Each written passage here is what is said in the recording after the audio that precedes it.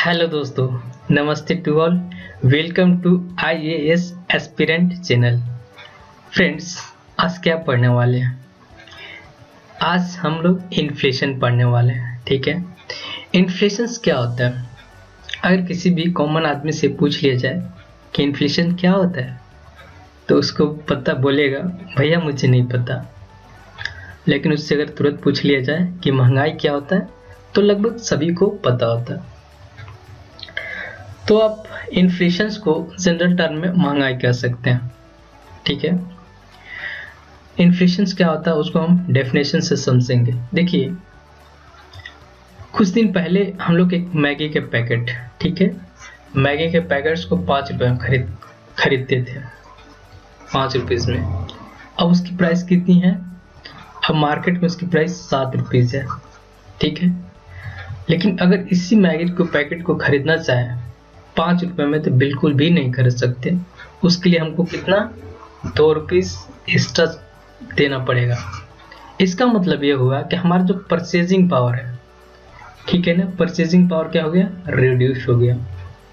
ठीक है, और उसका जो प्राइस में है वो इंक्रीज कर गया।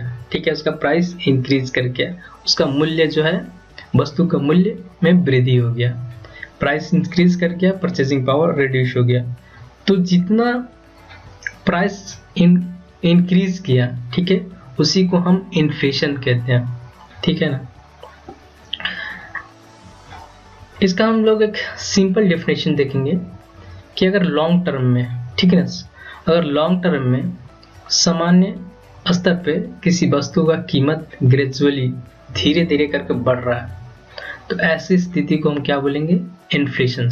ठीक है, ऐसा नहीं कि सडनली बढ़ गया, ग्रेजुअली धीरे धीरे बढ़ रहा है। ठीक है, इसका अगर हम सिंपल वर्ड में समझने का प्रयास करें तो हमारा क्या हो गया? मुद्रा का मूल्य या क्रय शक्ति का कम होना। यहाँ पे हमारा करेंसी का डेवल्यूएशन होना और परचेजिंग पावर का रिड्यूस होना। ठीक है, वो दो है, डिक्रीज कर गया। तो इसी को हम क्या बोलते हैं? इन्फ्लेशन। ठीक है, इन्फ्लेशन अगर वस्तुओं की मांग इंक्रीज होता है, बढ़ जाता है, मार्केट में वस्तु की आपूर्ति घट जाती है, तो वस्तु की कीमत क्या हो जाएगी? बढ़ जाएगी। और जब वस्तुओं की कीमत बढ़ जाएगी तो कितना परसेंट बढ़ा, उसी को तो इन्फ्लेशन कहते हैं। कितना परसेंट इन्फ्लेशन बढ़ गया। ठीक है, चलिए अब कुछ इंपॉर्टेंट टर्म है जिसको हमको समझने की जरूरी है। ठीक है, तो एक है डिसइन्फ्लेशन। ठीक है, देखिए ये आपको डिसइन्फ्लेशन है, वो आपको इन्फ्लेशन का जस्ट अगर ये बात कहा जाए कि इसमें जो मुद्रा का नियंत्रण करने की मुद्रास्फीति, ये इन्फ्लेशन को कंट्रोल करने का एक तरीका है। ठीक है, इसमें क्या होता है कि इसके तहत हम कीमतों को धीरे धीरे घटाकर सामान्य स्तर पर लाते हैं का प्रयास करते हैं। यह सरकार का एक मॉनेटरी और फिस्कल पॉलिसी का एक पार्ट है। ठीक है, ये जो डिसइन्फ्लेशन है वो कभी भी नेगेटिव नहीं होता, ये हमेशा पॉजिटिव होता है। ठीक है, और ये पॉजिटिव होता है, ये हमेशा भी इकोनॉमी के लिए, अर्थव्यवस्था के लिए बिल्कुल भी हानिकारक नहीं है। ठीक है, यह हानिकारक नहीं है। लेकिन अगर इसी का उल्टा देखा जाए, इन्फ्लेशन का उल्टा होता है डिफ्लेशन। ठीक है, अगर जब अर्थव्यवस्था में वस्तुओं एवं सेवाओं की आपूर्ति अपेक्षा उसकी मांग कम हो, सपोज कि जो है आपूर्ति, ठीक है, अगर मेरा जो डिमांड है, ठीक है, डिमांड क्या हो गया? डिमांड वस्तु सेवा के आपूर्ति की अपेक्षा उसकी मांग, ठीक है ना, तो सप्लाई क्या हो गया? इंक्रीज कर गया, और जो है डिमांड वो डिक्रीज कर गया। ठीक है, डिमांड डिक्रीज कर गया, तो इस कंडीशन में क्या होता है? इससे कीमत घटती है। सप्लाई इंक्रीज कर गया, डिमांड घट गया, तो प्राइस क्या होगा? प्राइस इंक्रीज कर जाएगा। तो इसी को बोलते हैं, इसको बोलते हैं मुद्रा संकुचन या मुद्रा अवस्फीति, या इसको डिफ्लेशन बोलते हैं। ये इन्फ्लेशन का जस्ट उल्टा है। ठीक है, यहाँ पे सप्लाई इंक्रीज करा दीजिए, कर गया, आपको डिमांड घट जाता है और प्राइस ऑटोमेटिकली बढ़ जाता है। ठीक है, ये नेगेटिव भी हो सकता है। ठीक है, इसका मान नेगेटिव भी हो सकता है और ये हानिकारक होता है अर्थव्यवस्था के लिए। ठीक है, अब हम लोग करते हैं स्टेग इन्फ्लेशंस। स्टेग इन्फ्लेशंस क्या होता है? तो इसमें क्या होता है कि अगर स्टेग इन्फ्लेशन में क्या होता है कि जब अर्थव्यवस्था में मंदी और स्फीति, ठीक है, अगर आपका मार्केट जो मार्केट है वो ऑलरेडी डाउन चल रहा है, मतलब मंदी में चल रहा है, और साथ साथ उसकी वजह से क्या हो रहा है कि इन्फ्लेशंस बढ़ जा रहा है। इन्फ्लेशंस बढ़ता है, आपका इन्फ्लेशंस बढ़ रहा है, मार्केट डाउन है, तो इस पीरियड में क्या होता है कि आर्थिक जो ग्रोथ है, इकोनॉमिक ग्रोथ, वो क्या हो गया? डाउन हो गया। इकोनॉमिक ग्रोथ डाउन क्यों हो गया बताते हैं। देखिए, इन्फ्लेशंस अगर इंक्रीज होता है, ठीक है, इन्फ्लेशंस अगर इंक्रीज हो जाता है, तो इन्फ्लेशंस इंक्रीज होगा तो क्या होगा कि आपका जो इन्वेस्टमेंट है वो बहुत कम होगा। इन्वेस्टमेंट डिक्रीज कर जाएगा। जब इन्वेस्टमेंट डिक्रीज करेगा तो आपका जो इकोनॉमिक ग्रोथ है, इकोनॉमिक ग्रोथ तो क्या कर डिक्रीज हो जाएगा। इकोनॉमिक ग्रोथ क्या हो जाएगा? डिक्रीज हो जाएगा। जब इकोनॉमिक ग्रोथ डिक्रीज हो जाएगा तो ऑटोमेटिकली आपका अनएम्प्लॉयमेंट आ जाएगी। ठीक है, तो आपका इन्फ्लेशन के साथ साथ अगर बेरोजगारी है तो उसको बोलते हैं मंदीगत मुद्रास्फीति। ठीक है, इसके लिए गवर्नमेंट क्या करती है? गवर्नमेंट इसके लिए दो उपाय करती है, इम्पोर्टेंट है, 2 पॉलिसी गवर्नमेंट अपनाती है। पहला अपनाती है कंटेक्शनरी पॉलिसी, ठीक है, और दूसरा अपनाती है एक्सपेंशनरी पॉलिसी।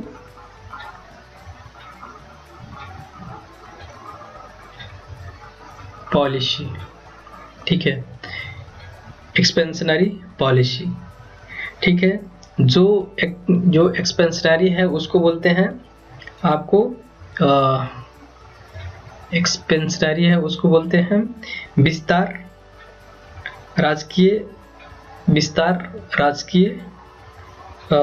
राजकोषीय उपाय। इसको बोलते हैं विस्तार राजकोषीय उपाय, और इसको बोलते हैं संकुचनकारी नीतियां। ठीक है, तो ये कब यूज किया जाता है? अगर बेरोजगारी दूर करना है, ठीक है, बेरोजगारी को दूर करना है, तो उसके लिए हमको क्या करना पड़ता है? एक्सपेंशनरी पॉलिसी को यूज करना पड़ता है। एक्सपेंशनरी पॉलिसी में करना क्या रहता है? गवर्नमेंट करती क्या है बताते हैं। आपको थोड़ा सा स्पेस ले लीजिए। एक्सपेंशनरी पॉलिसी में क्या करता है? सपोज कि ये है आरबीआई, ठीक है, ये है बैंक, ठीक है, एक्सपेंशनरी पॉलिसी होता क्या समझाते हैं। ये है आरबीआई, ये है बैंक। अब हमारे पास जो बैंक रेट है, बैंक रेट उसको क्या करेगा? गवर्नमेंट डिक्रीज कर देगा। ठीक है, या फिर कैश रिजर्व रेशियो उसको क्या करेगा? डिक्रीज कर देगा आरबीआई। तो इस कंडीशन में क्या होता है कि ये जो बैंक है, कमर्शियल बैंक वो क्या करता है? लोन अधिक लेता है। ठीक है, लोन अधिक लेगा, और लोन जो अधिक लेगा, अब जो बिजनेसमैन है,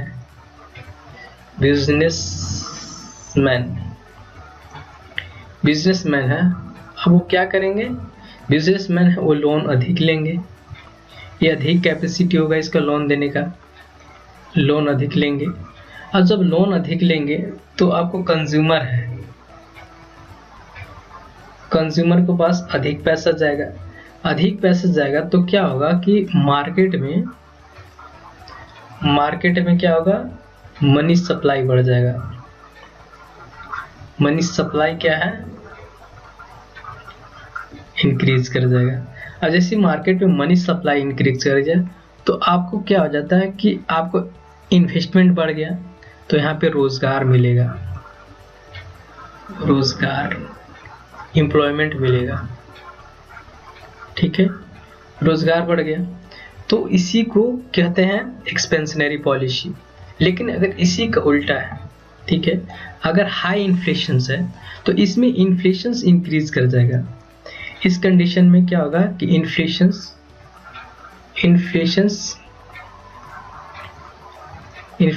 इंक्रीज कर जाएगा।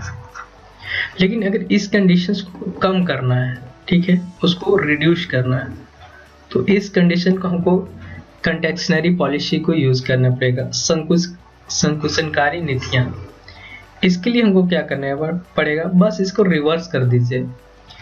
अगर इसको इंक्रीज कर दिया जाए, ठीक है, इसके हमको इंक्रीज कर देंगे तो सब उल्टा हो जाएगा, ठीक है, मनी सप्लाई घट जाएगी मार्केट में, रोजगार भी घट जाएगा। तो इसी को बोलते हैं कंटेक्शनरी पॉलिसी या संकुचनकारी नीतियां। तो ये इसमें क्या होता है कि इन्फ्लेशन के साथ साथ अगर रोजगार में कमी आ जाता है, जो कि मार्केट में इन्वेस्टमेंट में कमी आता है, और आपको जो इकोनॉमिक ग्रोथ है वो कम हो जाता है, तो ऐसी इसके कारण जो सिचुएशन उत्पन्न होती है उसको बोलते हैं मंदीगत मुद्रास्फीति। ठीक है, आप आई होप समझ गए होंगे। इसके बाद है स्क्यू इन्फ्लेशन। क्या होता है स्क्यू इन्फ्लेशन? होता है इन्फ्लेशन और प्लस डी इन्फ्लेशन। इन्फ्लेशन और डी इन्फ्लेशन का आपका कॉम्बिनेशन होता है, इसी को बोलते हैं स्क्यू इन्फ्लेशन। ठीक है, इसको थोड़ा रीड करते हैं। क्या होता है, जब अर्थव्यवस्था में एक साथ मुद्रास्फीति और मुद्रा संकुचन की स्थिति होता है तो उसको स्क्यू इन्फ्लेशन कहते हैं। इस स्थिति में कुछ क्षेत्रों में तो उच्च मुद्रास्फीति की दर या कीमत स्तर में वृद्धि देखा जाता है, वहीं दूसरी कुछ क्षेत्रों में मुद्रास्फीति, मुद्रा संकुचन या कीमत स्तर में गिरावट या स्थिर कीमत की स्थिति होती है। बोले ना, कहीं पे इन्फ्लेशन है, ठीक है, इन्फ्लेशन, और कहीं पे डी इन्फ्लेशन है, डिफ्लेशन। तो इसी कॉम्बिनेशन को स्क्यू इन्फ्लेशन कहते हैं। ठीक है, अब हम लोग देखते हैं कि फ्लिप कर्व क्या है। तो फ्लिप कर्व जो है, फ्लिप कर्व का जो कॉन्सेप्ट जो है वो 1861 ईस्वी में, 1861 से लेकर 1957 ईस्वी तक, ये ब्रिटेन का एक वैज्ञानिक है फिलिप्स। ठीक है ना, फिलिप्स जो इकोनॉमिस्ट हैं, A.W. फिलिप्स, उन्होंने दिया था। उन्होंने ये बताया था कि इन्फ्लेशन और अनएम्प्लॉयमेंट, ठीक है, उसके बीच का रिलेशंस।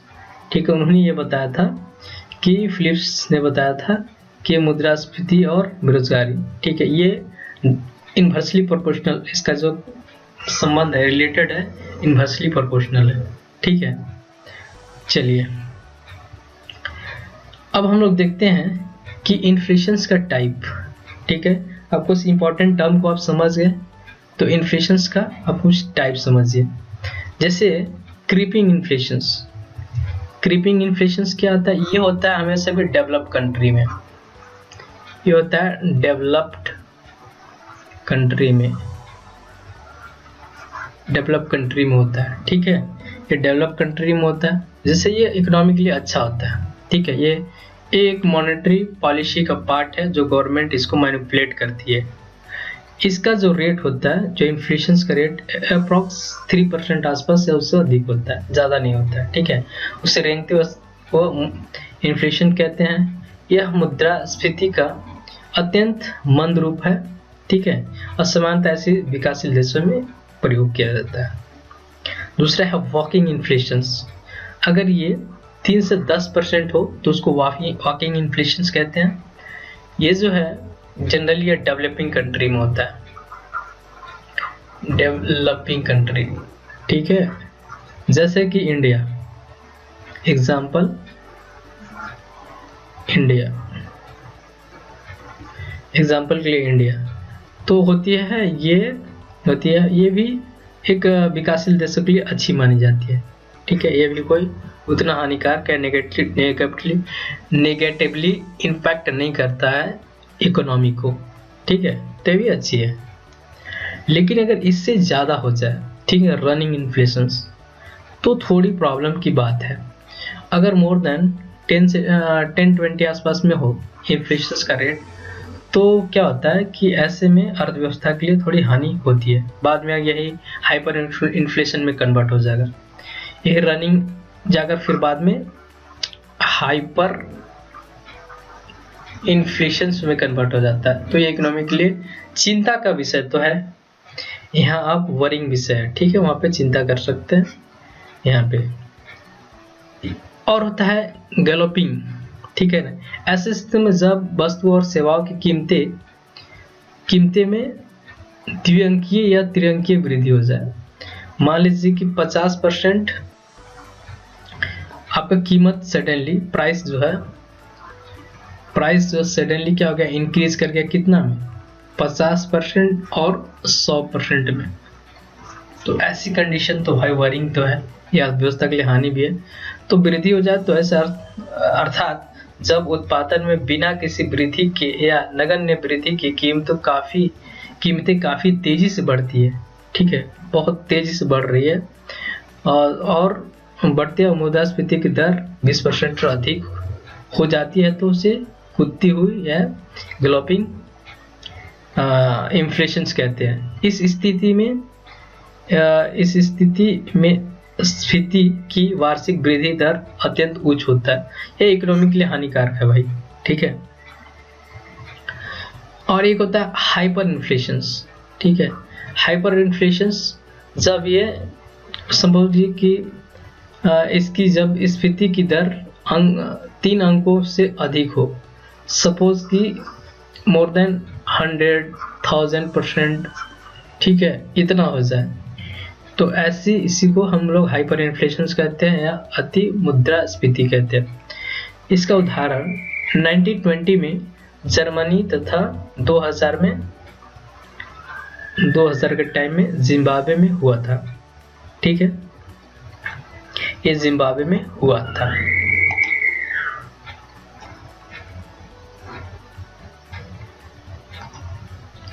कोर स्फीति मीन्स कोर इन्फ्लेशंस। देखिए फ्रेंड्स, कोर इन्फ्लेशंस जो है, इसको मेजर करने का सबसे पहले, ठीक है ना, इसको मेजर करने का सबसे पहले आपको जो दिया था 1981 में, किसने दिया था, ये दिया था X10, ठीक है, X10 ने दिया था, उसने बताया कि इस मुद्रास्फीति को मापने का 2 तरीका है, एक है अस्थाई और दूसरा अस्थाई। अस्थाई जो आपका इन्फ्लेशन होता है वो होता है जनसंख्या वृद्धि के कारण, औद्योगिक के कारण, ठीक है, और नागरिकीकरण के कारण, ठीक है। अस्थाई होता है मानसून जैसे जो है डिजास्टर होता है, जो छोटे मोटा जो परमानेंट नहीं होता, जो आते और चले जाते हैं, उसके कारण होता है, ठीक है। तो ये कोर इन्फ्लेशंस का मेजर करने का ये तरीका है। हेडलाइन इन्फ्लेशंस, ठीक है, हेडलाइन इन्फ्लेशंस क्या है, थोक मूल्य सूचकांक के आधार पर समग्र मुद्रास्फीति इन्फ्लेशंस के मासिक आधार पर जारी किए जाने वाले आंकड़ों को हेडलाइन इन्फ्लेशंस कहते हैं, ठीक है। तो यह क्या है, थोक मूल्य सूचकांक के आधार पर समग्र इन्फ्लेशन, टोटल इन्फ्लेशन, ठीक है, टोटल इन्फ्लेशन जो मंथली बेस पे जो मेजर करते हैं उसी बोलते हैं हेडलाइन इन्फ्लेशन, ठीक है। अब मुद्रास्फीति के कारण क्या है, तो मुद्रास्फीति का 2 कारण है, एक होता है डिमांड पुल इन्फ्लेशन, एक होता है कॉस्ट पुश इन्फ्लेशन। क्या होता है, डिमांड पुल इन्फ्लेशन एंड दूसरा है कॉस्ट पुश इन्फ्लेशन। तो क्या होता है उसको समझते हैं। डिमांड पुल इन्फ्लेशन क्या होता है, जब अर्थव्यवस्था में, ठीक है, जब अर्थव्यवस्था में साधन लागत एक समान रहती है, किंतु वस्तुओं और सेवाओं की आपूर्ति की अपेक्षा उसकी मांग अधिक हो, ठीक है, सेवाओं और वस्तुओं की अपेक्षा उसकी मांग अधिक हो, इसका मतलब सप्लाई क्या है, लेस है, और डिमांड क्या है, हाई है, ठीक है, होती है, तो उससे क्या बोलते हैं, डिमांड पुल इन्फ्लेशंस। अगर जिस मार्केट में सप्लाई लेस हो और उसका डिमांड अधिक हो तो उसको बोलते हैं डिमांड पुल इन्फ्लेशन। ठीक है, एक मांग प्रेरित मुद्रास्फीति जिसको हम बोलते हैं डिमांड पुल इन्फ्लेशन। ठीक है, निम्न कारणों से आ सकती है। जैसे लो क्या है, इसका एग्जाम्पल देखिए क्या होता है। एग्जाम्पल देखिए क्या होता है, अगर इनकम में इंक्रीज कर गया, इनकम क्या हो गया, लोगों का इंक्रीज करते हैं। ठीक है, लोगों का आय वृद्धि हो गई। ठीक, इसका या फिर गवर्नमेंट का एक्सपेंडिचर बढ़ गया,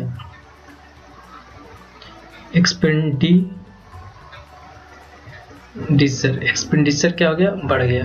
ठीक है, तो उस कंडीशन में क्या होगा, डिमांड पुल इन्फ्लेशन। या फिर अगर बैंक द्वारा अधिक मात्रा में ऋण देने अगर बैंक क्या है, ऋण अधिक देने लगा। ठीक है, या फिर जनसंख्या में वृद्धि या नागरिकरण में वृद्धि हो गया या पॉपुलेशन ग्रोथ हो गया, पॉपुलेशन में इंक्रीज कर गया। या फिर बैंक जो है लोन है अधिक देने लगा, लोन इंक्रीज कर गया। तो इस कंडीशन में क्या बोलते हैं, इसको बोलते हैं डिमांड पुल इन्फ्लेशन। ठीक है, लेकिन दूसरा हम देखेंगे कि कॉस्ट पुश इन्फ्लेशन क्या है। इस कंडीशन में क्या होता है कि यदि उत्पादन लागत में वृद्धि की, उत्पादन लागत ध्यान दीजिएगा।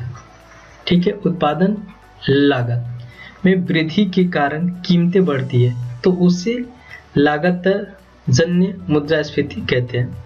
उत्पादन की बढ़ती लागत बहुमूल्य आगतों से संबंधित होती है।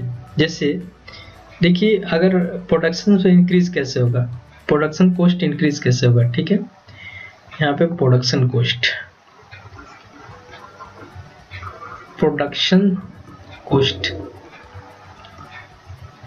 कॉस्ट इंक्रीज कैसे होगा, इसके कारण है अगर मान लीजिए कि सूखा पड़ गया। ठीक है ना, सूखा पड़ गया, इसके साथ साथ अगर कोई मतलब दो कारण नेचुरल, इसका भी दो कारण हो सकता है। प्रोडक्शन कॉस्ट दो तरह से होता है, एक नेचुरल ठीक है, और दूसरा हो सकता है इंसान द्वारा, ह्यूमन के द्वारा, मैन मेड कह सकते हैं इसको। ठीक है, नेचुरली अगर मान लीजिए कि आपको आ गया क्या चीज, बाढ़ हो गया। ठीक है, तो अगर जैसे कि पाकिस्तान, अभी इसका एग्जांपल है जस्ट पाकिस्तान।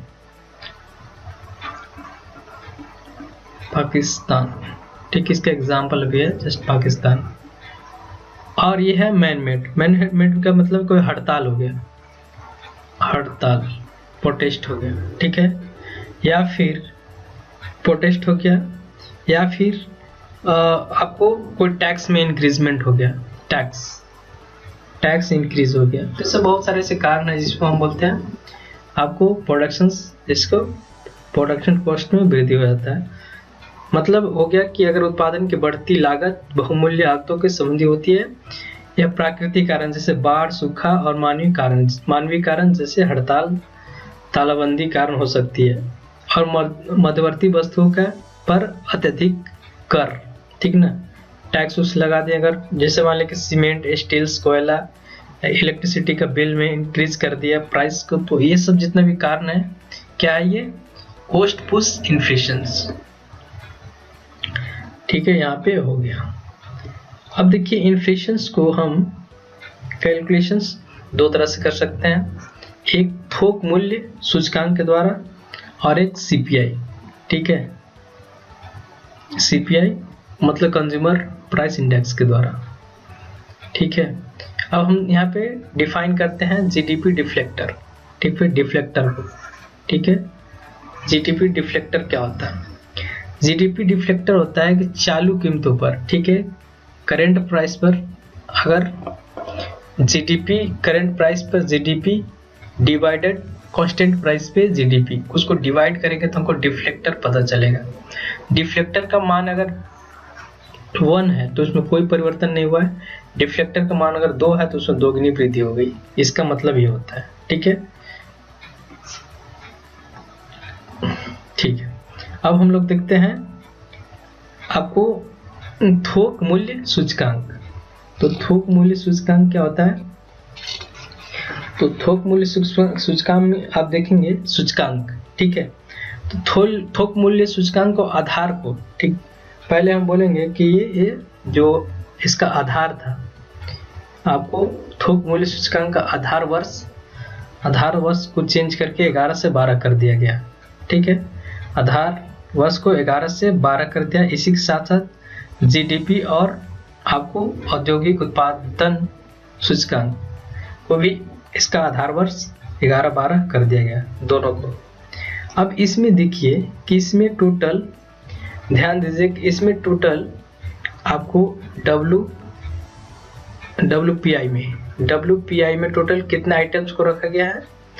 टोटल रखा गया है 697 आइटम्स को। टोटल कितने आइटम्स है? 697 आइटम्स। इसी में अगर सपोज 697 आइटम 100% है, इसका वेट कितना है? 100%। तो आपका प्राइमरी वस्तुओं का कितना है? प्राइमरी वस्तु का वेटेज, अगर प्राइमरी वस्तु का वेटेज टोटल 102 आइटम है, प्राइमरी वस्तु में 102 आइटम है, और इसका वेट कितना है? इसका वेट है 22.62%। उसी तरह हम बोलेंगे कि फ्यूल एंड एनर्जी, फ्यूल और एनर्जी का क्या है? यह है टोटल 90 आइटम्स इसमें, और इसका जो वेटेज है वो टोटल कितनी है? इसका वेटेज टोटल है आपको 13.15%। इसी तरह हम अगर मैन्युफैक्चरिंग को देखें, मैन्युफैक्चरिंग जिसको बोलते हैं विनिर्मित,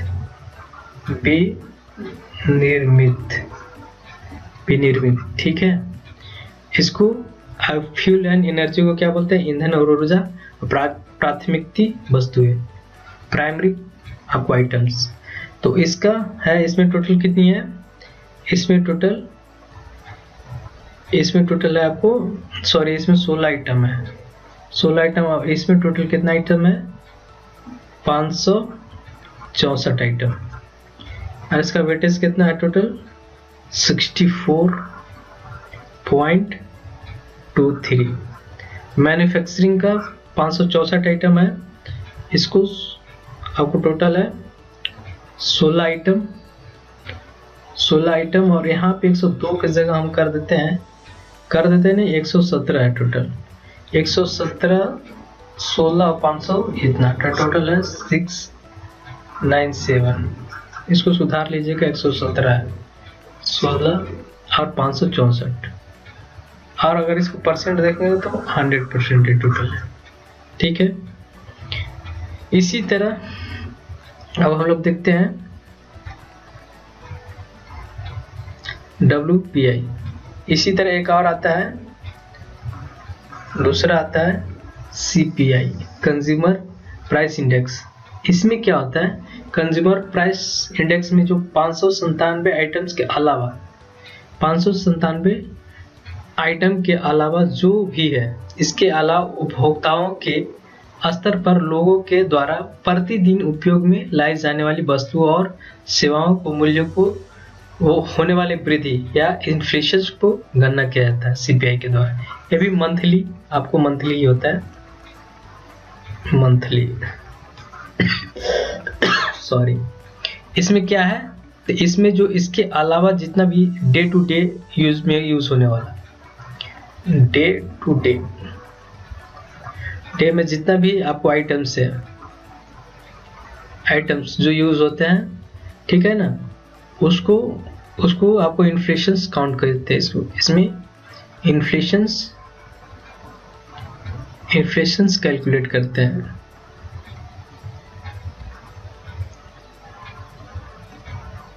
ठीक है, कैलकुलेशंस करते हैं। तो ये हो गया CPI, ठीक है। लेकिन अगर मुद्रास्फीति का विभिन्न वर्गों पर प्रभाव, impact of inflations on different sections. Suppose कि जो स्थिर आय वाले हैं, ठीक है, जिसके पास क्या फिक्स इनकम है, फिक्स, मान लीजिए कि आपके पास आपका सैलरी जो है, सैलरी कितना है, मान लें 10,000 सैलरी है, 10,000 सैलरी है,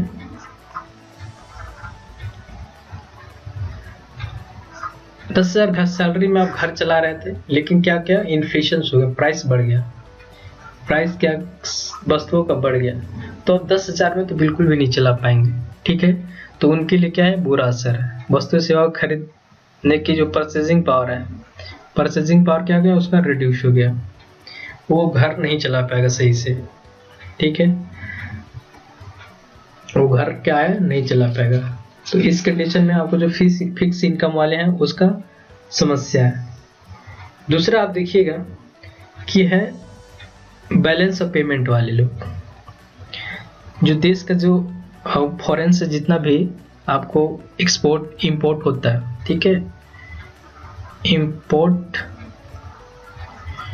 और एक्सपोर्ट, उसमें क्या होता है, बीओपी मेंटेन होता है, बीओपी मेंटेन किया जाता है, ठीक है। तो उस कंडीशन में क्या होता है कि इस कंडीशन में आपको बीओपी वाले, इस कंडीशन में क्या होगा कि घरेलू अर्थव्यवस्था में मुद्रास्फीति के कारण तुलना में महंगाई क्या हो गया, बढ़ जाएगा, तो निर्यात महंगा हो जाएगा। इसमें जो एक्सपोर्ट है, निर्यात, ठीक है, निर्यात क्या है, महंगे हो जाएंगे, निर्यात महंगे हो जाएंगे, जैसे कि एक्सपोर्ट, एक्सपोर्ट जो है कॉस्टली हो जाएगा, ठीक है। आप इजीली इंपोर्ट कर पाएंगे, लेकिन एक्सपोर्ट क्या हो जाएगा, कॉस्टली हो जाएगा, तो ये इम्पैक्ट आपको बैलेंस ऑफ पेमेंट पे पड़ा। तीसरा है foreign exchange rate reductions. Suppose कि हमारे पास अब 70 रुपए में $1 मिलता था, ठीक है, लेकिन अब हमारे पास कितना है, टोटल 80 रुपए हो गया सपोज। अब $1 तो मिलेगा नहीं, ठीक है, अब 0.99 हो सकता है डॉलर मिलेगा। तो क्या हो गया, हमारे पास जो हमारा जो करेंसी था, करेंसी वो क्या हो गया, डिवैल्यूएट हो गया, डिवैल्यूएशन हो गया करेंसी का, ठीक है। तो इस कंडीशन में मेरा क्या हो जाता है कि मुद्रास्फीति के कारण अर्थव्यवस्था मुद्रा का अवमूल्यन या डिवैल्यूएशन हो जाता है, ठीक है। इसमें विदेशी विनिमय दर में कमी आ जाती है, तो इसमें कमी आ जाएगा,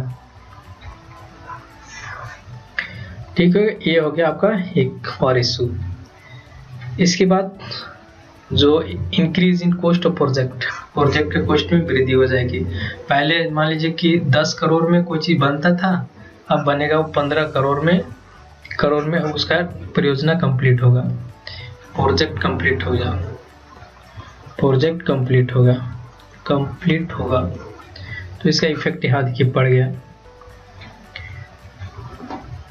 ठीक है। अब देखिए, अब हो गया कि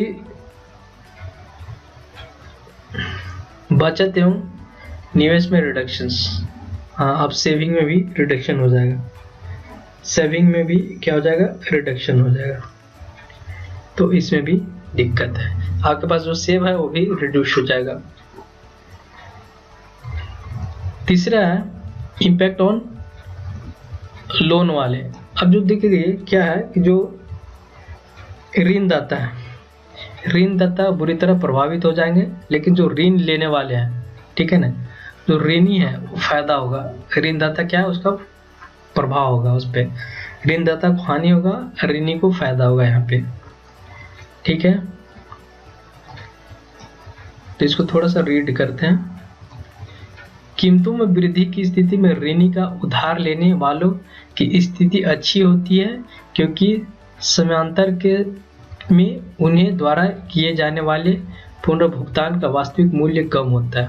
ठीक है, तो ऋणी को फायदा हो गया, ऋणदाता को घाटा हो गया यहाँ पे। ठीक है, इसके बाद इकोनॉमिकल ग्रोथ में प्रॉब्लम हो जाएगा। ठीक है, क्योंकि उच्च मुद्रास्फीति हाई इन्फ्लेशन क्या करता है, आपको इकोनॉमिक डेवलपमेंट्स को बाधा पहुंचाता है, उतना इन्वेस्ट नहीं कर पाते जितना हमको करना होता है, क्योंकि वस्तुओं का क्या होगा, प्राइस में इंक्रीज कर जाता है। देखिए, इसके बाद है फॉरेन डायरेक्ट इन्वेस्टमेंट। ठीक है, फॉरेन डायरेक्ट इन्वेस्टमेंट, तो फॉरेन डायरेक्ट इन्वेस्टमेंट, तो उच्च मुद्रास्फीति के कारण प्रत्यक्ष विदेशी निवेश का प्रवाह कम हो जाता है। ठीक है, प्रवाह कम हो जाता है क्योंकि उच्च मुद्रास्फीति हाई इन्फ्लेशन से आने वाली लागत में वृद्धि हो जाती है। क्या होता है, लागत में वृद्धि हो जाती है। तो मुद्रास्फीति से भारतीय बाजारों में विदेशी मुद्रा की क्रय शक्ति में कमी हो जाता है। ठीक है, तो डायरेक्ट इन्वेस्टमेंट कम हो जाएगा, रिड्यूस कर जाएगा यहाँ पे। ठीक है, ठीक है, अब यहाँ पे देखिए, अब यहाँ पे देखते हैं कि यहाँ पे एक लिस्ट है। ठीक है, लिस्ट वो आपको बता देते हैं, लिस्ट्स। ठीक है, जो कंज्यूमर है, कंज्यूमर का हानि हो जाएगा, लॉस, कंज्यूमर का लॉस हो जाएगा। प्रोड्यूसर है, उसको क्या हो जाएगा, प्रॉफिट हो जाएगा। अगर क्या हो जाता है, अगर impact on impact due to inflations, due to inflations, inflation का प्रभाव क्या है, कंज्यूमर का लॉस हो जाएगा आपका। इसके बाद प्रोड्यूसर्स का क्या हो जाएगा, प्रॉफिट हो जाएगा। इसके बाद जो ऋण देता है, ऋण देने वाला का क्या हो जाएगा, ऋण देने वाले को, ऋण देने वाला का फायदा हो जाएगा, जो ऋण देता है। ठीक है, वो लेंडर को, लेंडर को क्या हो जाएगा, लेंडर को, तो इसका हो जाएगा लॉस। ठीक है, इसके बाद डेप्टर को, जो डेप्ट देता है, जो डेप्ट लेता है, डेप्टर्स को क्या हो जाएगा, उसका हो गया प्रॉफिट। प्रॉफिट हो गया। अब जो एक्सपोर्ट है, नहीं इंपोर्ट है, इंपोर्ट को क्या हो जाएगा, इंपोर्ट में इंक्रीज कर जाएगा। एक्सपोर्ट क्या हो जाएगा, एक्सपोर्ट, तो एक्सपोर्ट क्या हो जाएगा, डिक्रीज कर जाएगा। एक्सपोर्ट क्या अगर डिक्रीज कर गया। ठीक है, इसके बाद पब्लिक एक्सपेंडिचर, पब्लिक एक्सपेंडिचर क्या हो जाएगा, पब्लिक एक्सपेंडिचर आपको है इंक्रीज कर जाएगा। इसको पब्लिक सेविंग, सेविंग, ठीक है, ये हो जाएगा रिड्यूस हो जाएगा, कमी हो जाएगी, कमी हो जाएगी। ठीक है, इसके बाद जो फिक्स्ड आय वाले हैं,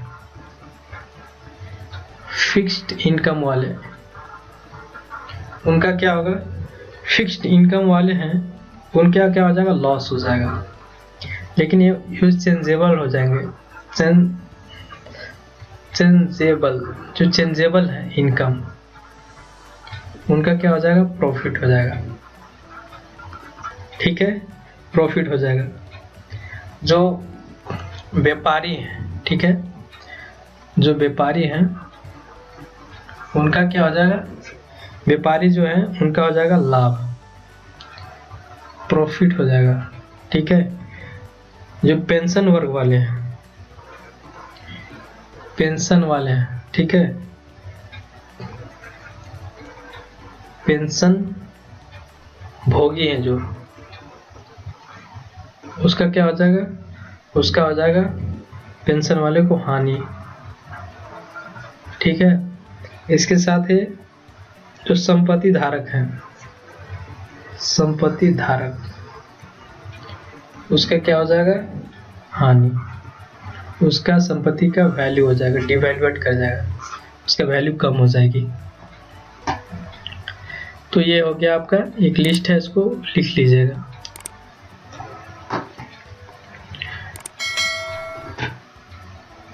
ठीक है, अब देखते हैं कि कॉज ऑफ हाई इन्फ्लेशन। अगर यहाँ पे हाई इन्फ्लेशन होता है, ठीक है, कॉज ऑफ हाई इन्फ्लेशन, अगर हाई इन्फ्लेशन हो जाता है, ठीक है, इन्फ्लेशन से मान लीजिए कि इन्फ्लेशन का आपका rate, inflation more than 20 to 30% हो गया, अगर हाई इन्फ्लेशन हो तो उस कंडीशन क्या हो गया, तो demand based factor, demand based factor में क्या होगा, डिमांड में क्या हो जाएगा, डिमांड क्यों होगा, जनसंख्या वृद्धि के कारण, रोजगार तथा आय में वृद्धि के कारण डिमांड बढ़ेगा। डिमांड क्या करेगा, इंक्रीज करेगा। वो क्यों करेगा, तो जनसंख्या वृद्धि के कारण, रोजगार तथा आय में वृद्धि के कारण, और शहरीकरण का बढ़ता स्तर। ठीक है, लाइफ स्टाइल में चेंजिंग, लाइफ स्टाइल में चेंजिंग के कारण आपको ये हो जाएगा, जीवन स्तर में वृद्धि के कारण हो जाएगा। ये हो जाएगा demand based factor, demand increase करेगा अगर इन्फ्लेशन हाई हुआ तब। लेकिन जो सप्लाई बेस्ड फैक्टर क्या होगा, सप्लाई में क्या फर्क पड़ेगा, अनियमित खाद्य आपूर्ति, अनियमित खाद्य आपूर्ति। ठीक है, अनियमित, नियमित नहीं, अनियमित खाद्य आपूर्ति, औद्योगिक उत्पादन में कमी। ठीक है, आवश्यक वस्तुओं का जमाखोरी, और आयातों पर मतलब इंपोर्ट पर नियंत्रण। तो ये सब असर दिखेगा अगर हाई इन्फ्लेशन होता है तो सप्लाई बेस्ड फैक्टर में। लेकिन वही अगर लागत आधारित कारक, ठीक है, लागत आधारित, जिसको कोस्ट बेस्ड फैक्टर, ठीक है, कोस्ट बेस्ड फैक्टर, तो ये हो जाएगा कोस्ट फैक्टर में, कोस्ट बेस्ड फैक्टर में प्रशासनिक मूल्य। ठीक है, प्रशासनिक मूल्य में जैसे कि प्रशासनिक मूल्य में जैसे कि आपको ये देख लीजिए, प्रशासनिक मूल्य जैसे कि आपको एमएसपी, ठीक है, एमएसपी ये हो गया प्रशासनिक मूल्य, और लागत आधारित कारक कोस्ट बेस्ड फैक्टर में, तो इसमें आपको हो जाता है प्रशासनिक मूल्य, नीति और खाद्य नीति। ठीक है, अब देखिए, अब यहाँ पे हम लोग देखते हैं कि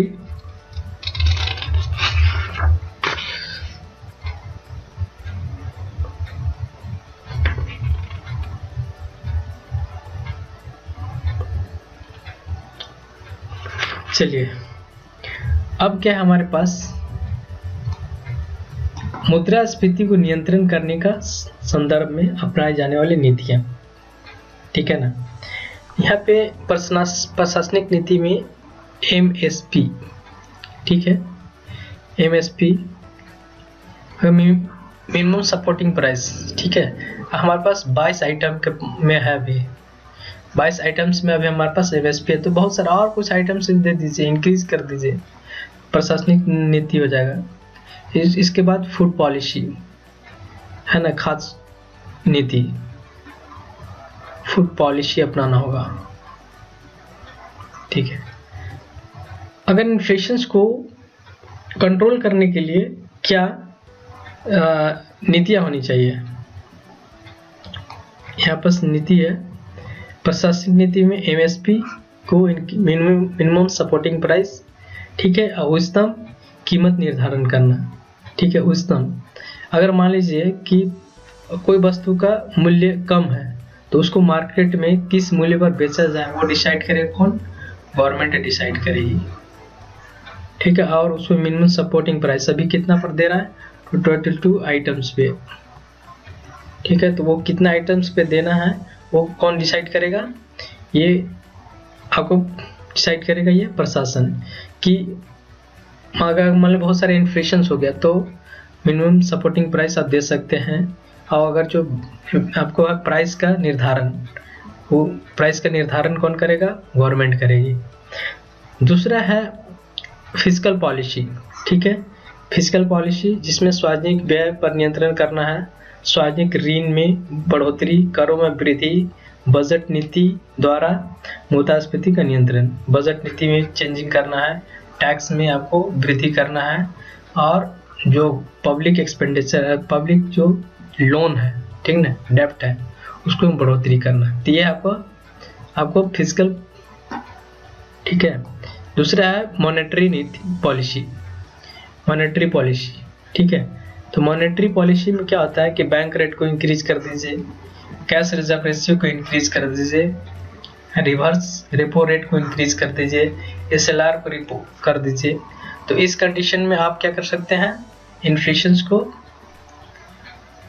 ये कर सकते हैं, इन्फ्लेशन को नहीं, इसको कंट्रोल करने के लिए डिक्रीज करना होगा, ठीक है। इसको डिक्रीज करना होगा, नहीं इंक्रीज करना होगा, ठीक है, सॉरी इंक्रीज करना होगा इसको, ठीक है। इंक्रीज कर देंगे तो आपको इस कंडीशन में क्या होगा? मनी सप्लाई मार्केट में, मनी सप्लाई रिड्यूस हो जाएगा। जैसे मनी सप्लाई घट गया मार्केट में, अब जैसे मनी सप्लाई घट गया तो जो एक्सपेंडिचर है, एक्सपेंडिचर, वो भी क्या और रिड्यूस हो जाएगा। तो इन्फ्लेशन भी क्या हो जाएगा? इन्फ्लेशन रिड्यूस हो जाएगा। इसी को बोलते हैं कॉन्ट्रैक्शनरी पॉलिसी। ये गवर्नमेंट का द्वारा यूज किया जाता है, ठीक है। तो ये है टोटल आपका इन्फ्लेशन की राम कहानी, ठीक है। अगर समझ नहीं आया तो आप हमें कमेंट करिएगा, हम ट्राई करेंगे समझाने का। तो जितना आपको हम हो सके समझा दिए हैं। Thank you for watching. तो यह वीडियो आप देखिए, आई होप यहाँ से बहुत कुछ आपको क्लियर हो गया होगा।